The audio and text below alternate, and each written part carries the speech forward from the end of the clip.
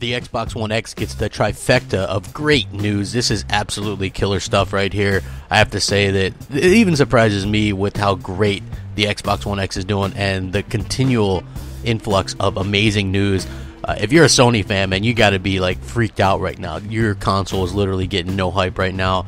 Sony's not talking. They might as well not even exist right now. It's Microsoft and Xbox One X. That's all there is, and you just got to deal with it. What's up, everybody? Once again, this is Crapgamer, and this is Crapgamer Reviews, back with another video. Thank you guys for checking it out. I really do appreciate it. So, there's a good few bits of news today that I wanted to go over in a single video. First thing is, there's an NPD analyst, right? And he makes predictions and things like that, pretty accurate. As you guys know, the NPD group is like the only really reliable group that actually deals in specific numbers. If you're one of those VG charts people, stop going there. They just invent stuff up off the top of their heads. It has no sense, no rhyme or reason, while the NPD actually gathers the actual raw data and things like that. So this guy's name's Matt. He says, in other news, solid Xbox One X numbers out of the UK. Seems like Microsoft is shipping more than I originally projected. We'll have to push my Xbox One X forecast to go higher.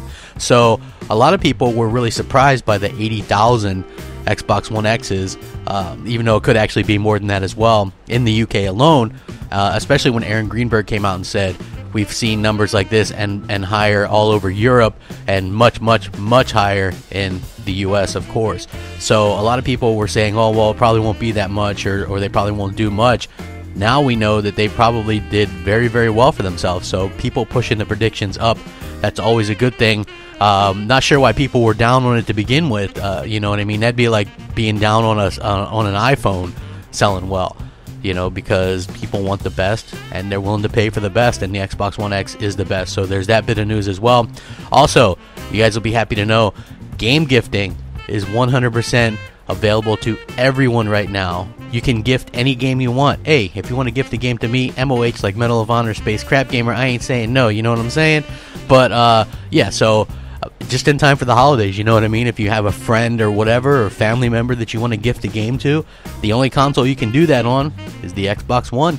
So in time for the holidays, gift your bestie or your friend or whoever a game. If you want to get them to try something, or you have that friend who maybe is a little bit down on their luck and you want to help them out a bit, there you go. You can just gift them a game and they're good to go. This is a fantastic thing. I'm really happy that this is actually happening. I plan on using this quite a bit. Awesome stuff. Also, we had another developer talking about the Xbox One X in an interview, because Microsoft is doing those interviews, on the wire and things like that. This is the Ark Survival Evolved, and they just updated and implemented Xbox One X support, of course.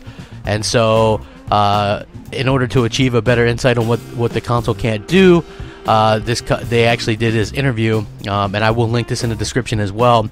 And this developer for it said the Xbox One and Xbox One X is definitely big, and it's much larger than the one between the PS4 and PS4 Pro. He's talking about the power differential.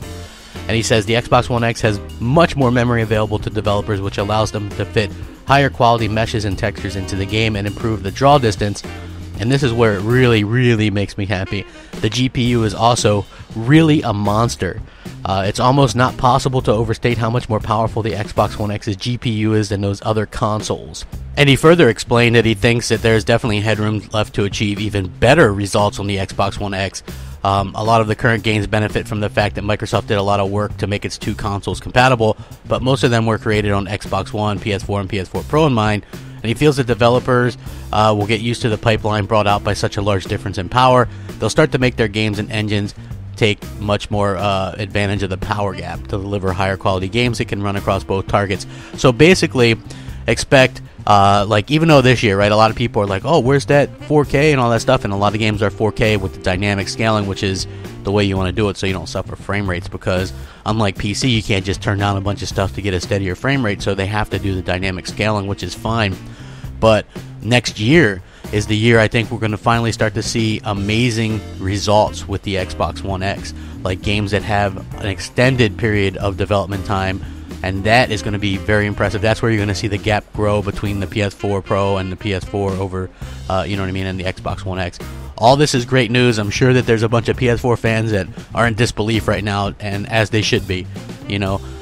If I were them, I'd be taking up my grievances with Sony for jumping the gun with the PS4 Pro. So let me know what you guys think. Great stuff. Thanks for watching. Rack 'em up. Crapgamer out.